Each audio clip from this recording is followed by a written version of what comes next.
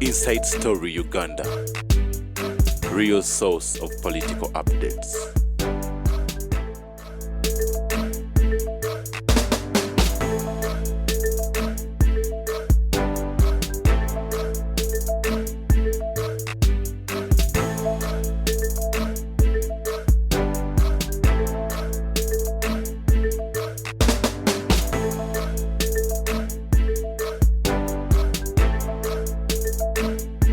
Inside Story Uganda. In almost the same way, saying, Museveni told me, metamorphosically, saying that however ruthlessness and huge a snake might be, it cannot survive an attack from a mere cat once they connive against it using numbers. It was Nalweso, Nakalema, Walutwe ya pussy, Tumwebaze, and one of the Bakoto who plotted against me. One day I hope I will have the last laugh and a happy ending. Bali kuzoom. Ateka to go back never joke. Yeah, happy ending. Never joke with this head. Offered on Wednesday, 31st January 2018 at 3 p.m. at my residence at Kabalagala after my radio program on the BTFM. I dedicate it to my 4 children whose party will be held on 3rd February 2018. Abana babiri bafuna degree. Era president yasendekan otafiri. The power of Uganda mafias. Kati olwaleero. Biri abiri muki. Mugumu. Bali mu hotel. Ekitabo kimaze emyaka 3 nga bali mu walanga ensonga eno. Zoom n'entwe zaabwe. Aye Mukama ogulumizibwe Katonda w'eggulu. Aye Mukama ogulumizibwe nga abasajja bakumidde ebyo ekyogo lijja ggwaggwa mundu. Ekyogo ndibafulumiza mu nyamfa mwennyini mu nyamfa z'ennyuma mwe mbafulumiza ekyogo kati muddemu mu ntabaali muddangamu ne mu ntabaali muddemu mu blocking compensation yange ate tudde ku phase 2 knockout wakusirisizaawo tukuyita kabuli phase ayingiza munne kabuli yasigalawo tudde ku phase 2 kabuli phase ayingiza munne kabuli yasigalawo tukuyita knockout mu bulogo tukiyita knockout bwawala zimpaka nga kyomutuusizaako kyannamattira aweze ekigoto ekinyedde kabuli phase laddu weviirayo bwabutonyerera butonotono awo ejjogo lyonna nendikumaliramu ddala notegeera nti mu nsi muno sigwa singa okukola akabi waliwo abakusinga obubi obakumidde ebyoto ne bakijjamu enjawulo akasaana kagira akasaana kazikira kyoto kizikira olutalo luwedde okumaca nakayima kyekirwalwawoko bakugambye gano maanyi ga Katonda nsoma mu kyaki emirundi emeka gano maanyi gewaffe maanyi ga nsozi galabono bwatidde gano maanyi ga nsozi akuma kyoto kya nakayima gano maanyi ga nsozi nakawandiika ddi kati bali mu hoteri bali kuzo nabadde ndowooza nti ensonga ezo zandibadde zigenda mu bukiiko buno bukwasisa abalyake mu parliament lwaki tezigenze mu parliament. Government cannot touch on these people. Era nyinza okuddamu bano ba security organs nembaddiramu nti baali nakugamba nti olaba embwa enjizi ekomyewo mu magulu kitegeere erabye embo oba erabye timba. How could an Iso man write a report implicating one of Museveni's close relatives in any scandal? Kubanga Museveni abooluganda abakona ab'emikwano tolina bweza bakwatako. President wa America ali bwati. The President of the United States must meet the Director of SID every day to brief him on what is likely to happen tomorrow. Babeera mwabo kakati bwogenda okulaba Museveni nga nakalema asitamamu, bwogenda okulaba nga nalwesi tavaawo, bwogenda okulaba Museveni bamuwandikira ebiwandiiko nga babikwata nga babisekisinga. Yes, kakati olowooza nti banayogera bati bw'omulaba n'omuwulira ekyomubuulidde waliwo yamuwa information yali kitali when will you see him again mu mawulire tebakuteekamu kati nzaaye nabiri ebibabatenta bebigo mwenda nga Museveni alina abazungu bebigo mwenda ne wenyaga nafulumya ebivundu nze mbasobola bano tebasaana kisa olina kuba humiliatinga si byagenda mu munyonyi ne bamugyamu airport eddako ekyokulya yonna eri mu mutwe oyagala kuŋŋamba nti parliament obukiiko bwawe bulina kukola ku nsonga za busangosango kubba era one of the reasons why they are targeting Kadaga Kadaga is sitting on a document bamuwako kopi ya document. 2 this is expensive, is an expensive case. If the by session says kakati in session yesoose basasudde $10 million for their lawyers, they are looking for money. Chovola Bahati yali azenga alese 4 million gundi billion 400 naye Bahati ne kasayija okuyita mu Kampala bwaba abantu abakyayibwa ennyo Bahati ne kasayija andi bannakampala tebaagala kutunulira bintu ebyo kasayija okufuluma Kampala oba Bahati alidukanga mulalu kuba ye bamumanyi kasayija tebamumanyi nnyo. Ntunulidde emisango mingi egigenze mu international court negirema okuvaamu results ennungi ennyo. Let me tell you, Mandela lwe bamusiba olwoza tewaliwo babbi bankoko n'abatemu. Why did Mandela get fail? The cause mbabuulira ne bw'oba obadde minister. Any of those 32 people has no future. Baddenga mpulya nga appearing before a serious body like the International Criminal Court ne kuba dokita lwakuba beekwese bakimanyi bw'oyinza kati ogenda mu kiriniki omu mwe bakugambye nti batyangamu abantu nti mwali dokita zine z'abayindi eziri ekololozo ogambye can you go there tisobola nti gweyagala bwa president nga waapiyalingako mu criminal court mukutta abantu. So their future is dented. It is dented. They are finished. And you cannot keep a pregnancy all the time. Nabagandi Katonda yakola. Emotoka bwe beefuwa omukka ekizoozi omukka tegukoma weera naye ate gwe bw'ofuwa omukka ate empewo guleeta mu nnyindo yo.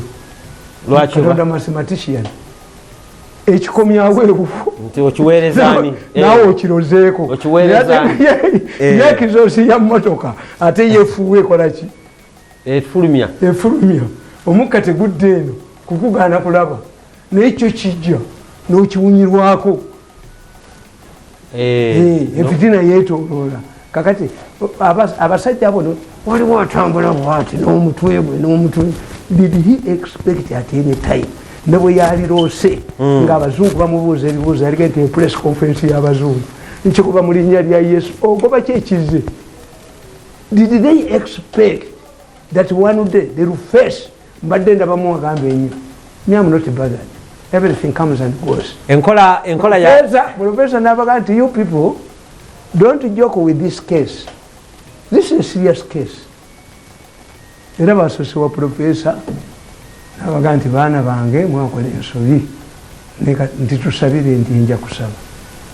That Professor Navaganti abantu nga basatu abakubatidde eggwanga lino apart from the president. Waganda okumwogera Professor Sam Kuteesa can help you kubanga yaliko president wa General Assembly. Abantu abamanyi. That's the problem nesimwogerere mu 86 we yali Christian Democrats baibago baba communist. Museveni yamuwa foreign minister waayo simwogere no all of these people.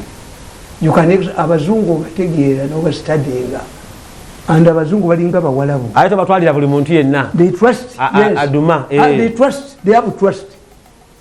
Kuteesa omusango gwe gwe yakola gwe mugamba is a minor case. Si gwakutta abantu mukutta abantu tali bino bano abavubuka abatabala abajozi waliwo ajooga ennyo kaali kana ku binyonga kawunya oluwumu nekaleka kafuna ku ssente yeyagala ozijjewe zinatta abaana osanga tunatambula n'enkola y'omuganda egamba nti there's nothing about us without us bakubete ente otegerewe engombo gy'otambudde nayo bakuba omutwe bagubete ente otegerewe nkutuusa. Nothing about us without us. So you see, their careers are dented, and you see, never yesimba yaduka emisinde baduka emisinde ne bagula. Never yesim the battle always comes from the family. Mukazi wa yizo mukubo bina ganti oyagala kunzitanga ku watagundi gye twava nodduka ku mizigo. Gwesimbye naye yayogera research. Mwami Tamale Mirundi yakugamba ddawa. Kati eno conference esoose. Bino ebiriwo byonna ebyokukyusa gavumenti tebirina kubeera records. Mumugana n'abehege tebalina records. Nti aba International Criminal Court, yes, there was an arrangement. Nti temujje. What does it mean? You fear to be arrested. You will become fugitives in Uganda. You will become fugitives. Kasaba kugamba, once you commit a case beyond your border, you are finished.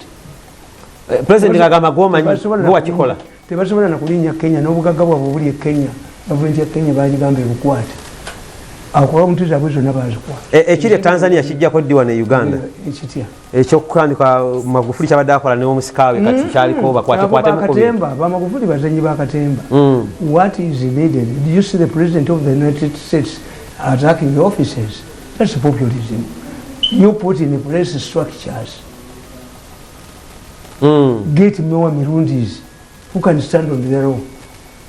You got to jump mulenzi gwe tojja kuniyako onyaleko oddemu mpite nti nkole naawe ku kakiiko era oddemu nnyeko onyaleko kangende beebiraka muntu mwami Tamale tonyaddeeko twakanyako wano nti structures za Uganda zonna zaagano institutions zonna ezisinga zaayononeka baazonoona anti kyenkusomedde wano tezikyasobola kukola weeziri eziwerako kakati kana akatabo nakawandiika tulina dakiika 15 ku 2 kakati kana akatabo nakawandiika weewaawo nti the politics of the banyampi kitegeeza omunyampi kigambo Kiganda kya Luganda twakijja mu Bwakabaka nabaga nti Kamuswaga yabeeranga ne Gundi, Kamuswaga yabeeranga n'abawemuzibe nga babayita baseegu naye nga bw'omala ne wewemuza ekigambo ekitaliyo n'ataseka nga bakuse edda kugamba nti baddira abantu ne babafuula abanyampi nga bo be banyampi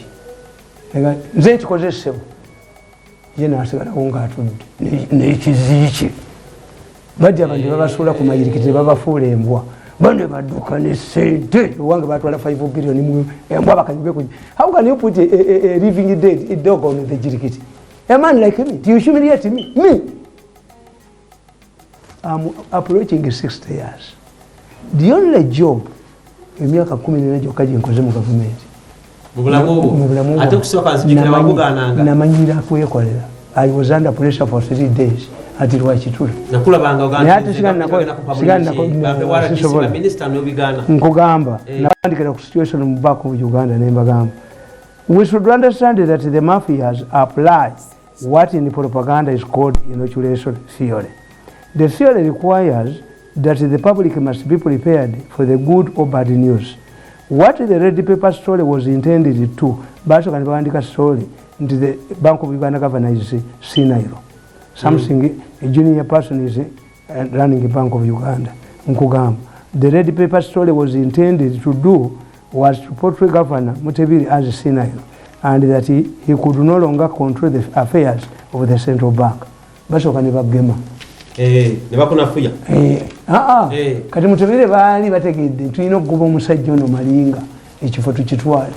Kati tukikola tutya tugambe nti ono omusajja governor ali Sinairo takyategeera ekitegeeza whatever is happening in the Bank of Uganda tali mu charge mba tunakitegeera tiri story gyensoma mungi ngabadde shocked okusigala nga bakyamwetaaga. This however jote bamulinewinga this however exposes their naivety that how could a crucial government institution suffer a vacuum when all of the directorates and commissions are headed by capable people. This story carried out an allegation that the governor was only dealing with a junior staff who happened to be his cousin. This is also intended to prepare the public that apart from his cousin, the governor could not issue directives to senior staff at the Bank of Uganda.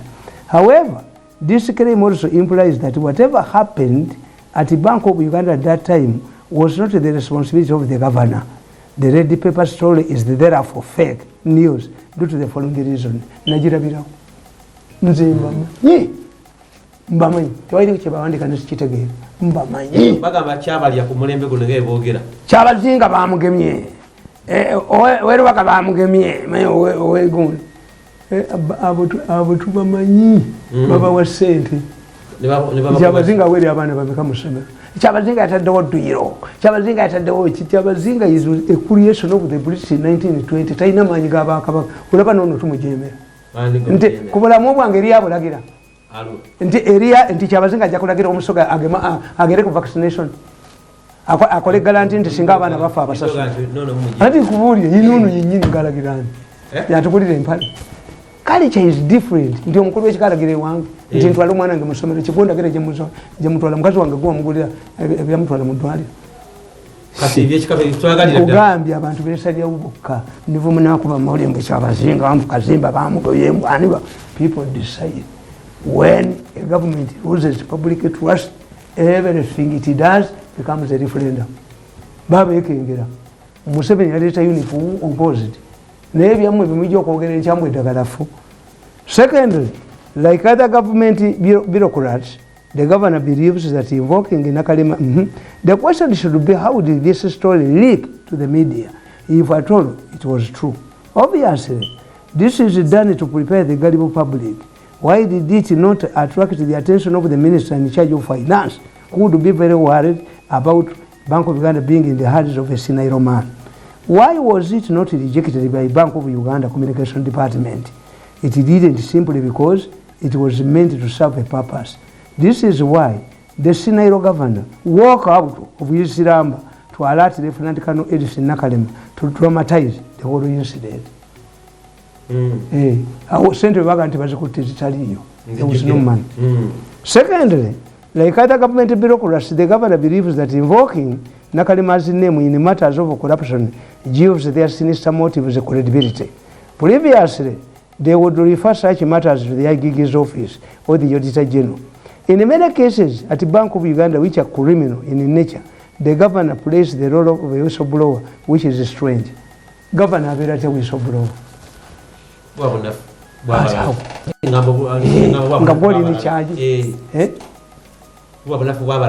Even me to call a singer to arbitrate in my affairs with my wife. How? Twetaaga yitapulita nti onayogera mu Lufalansa ono kuba n'akabuuza ya n'akansabiranga. How can a governor be a whistleblower in matters related to Bank of Uganda? Nakalema. Nekugamba, the governor plays the role of a whistleblower, which is strange. As a person in charge of the institution, one would expect him to confront and deal with the matter instead of calling for help. Why should he refer matters he would have handled to other institutions like Nakalema's office? Or one would ask, who are these people among staff at Bank of Uganda that are more powerful than the governor to call in Nakalema's office? Instead of trying to cover up his incompetence, he should better tender in his resignation and pave way for a competent person. However, the governor's inoculation theory and his deliberate move to portray himself as sick do not help him answer the following questions. You see, Mafia okutula wansi. Nawe nokola strategy yo. Tuyina kye mu mawulire tukiyita box. Mu economics mu ekiri. Sit down and raise questions nkubira Mafia ogimalawo. Ate si bagezi. These are not educated, intelligent people. Nkugamba nti if there was extra money printed as alleged at the break of the story about the Bank of Uganda scandal, how could the money just disappear? There was no money. Compare this to the alleged plot to assassinate Aida Nantaba. Media confirmed that the minister had actually survived an assassination attempt and went on to describe the suspect's identity. Media reports went further and provided details of the story. According to the media, the minister was trailed by two assailants. Then after police cornered the two cyclists, one jumped off the bike and fled to the bush. It was further alleged that the police using sniffer dogs mounted a search operation but failed to arrest the fugitive. The following day, the fire was directed at Minister Nantaba. Media reports indicated that Yeso wanted to arrest her and drag her to police. How could Nantaba turn into a killer when actually he did not accompany the police to the scene of Sablimezi murder in broad daylight? Fortunately, the killer carried out the murder while his colleagues on the police patrol were watching. Bali bamukoteko. Telina mu police. Eri local defense. Ate ne gondi patrol teyali yekayunga yava Kawempe. Nayo benanga alitawa This explanation of saying I was used, we shall not listen to it. Tender nini urubuto lunene inanga you have a why do they make you fool? Me nawulidde omuserikale omwogezi w'amajenga agamba mbu helicopter yatute omulambo gwa Ssaabasumba yabambudde ennyumba y'omuntu. He should write it to us. You are not a serious man. A man whose house was roofed akuwandiikire to where omusajja w'omukyala amanyire gye mubeera. It should be bajja abasajja mbasomese abasajja bakola bajje mbasomese public relations. Tubula me cannot work under him. Bosuulidde ennyumba ye helicopter olwali gudde baaligenze ne bajjako omusajja details. This is how Museveni operates. After knocking somebody's goat oba ekintu kyonna Museveni will stop over. Yes. Nawuli ebyo ono byayogera should be sacked. Nti a man whose house has been roofed by an helicopter must write it to us. What type of publication? Bring these people, I lecture them on how to run public relations. Kakati nkugamba this is nti olaba Nantaba yasooka ye nyini gwe baali batta ne bakyusa stola ate bamukwata ate abadde lili Nantaba company these fools kugundi omusajja gwe mwadda mu Daylight Sebulime ng'amusali kupika mutta was Nantaba there. You would have collected this man to where Nantaba. Why do they use you like a gundi, a dumping gundi? You cannot dump anything on me. I cannot be a public toilet. Tinte wange tibiri is patent. Tosobola. One day will be asked. These things will come back. You cannot kill a suspect on a patrol vehicle anybody and the case dies there. Bajja kumuyo enanga olubuto luli kugwerako mu kakiiko ka inquiry. Yes. Didn't you say make this statement? Because the president has put in place all the structures of government. What we are remaining with is to cheat political hygiene.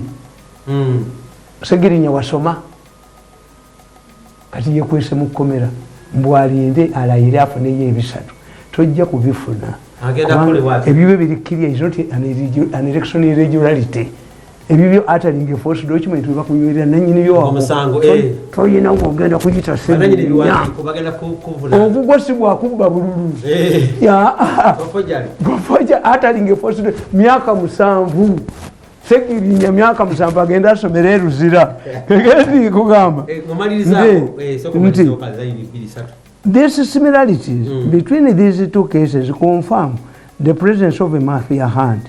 Thirdly, it is easy to successfully accuse a woman of aborting if she has been seen to be pregnant by the public.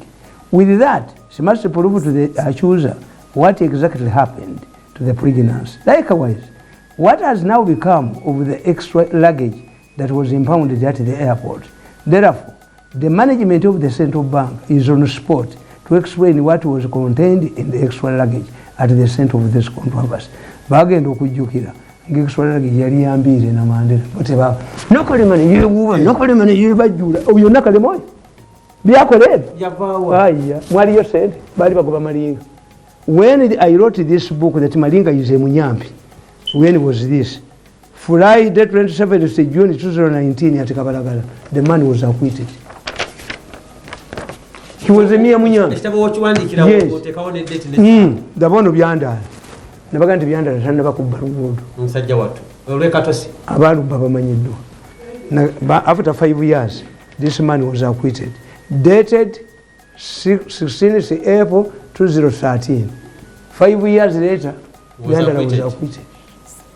Era I say killing a medical doctor to save a cobra, it was done by a Roman judge. Omusajja omukubi w'engato yatta omuntu nga ye mukubi w'engato yekali mu Roma. Nebagenda mu kooti omuvunaana abantu ne bagana nedda gwe tunadda oyo omukubi w'engato gwe tulina yekka n'omulamuzi n'agana nezange okugali bamukwata zitayina kati what do we do? Abagamba nti omuntu watta munne wabayo afa to appease the spirit of the dead, but it is not clear whether the killer must be killed himself. What should we do now? Let us grab one of the medical doctors who are many in Rome.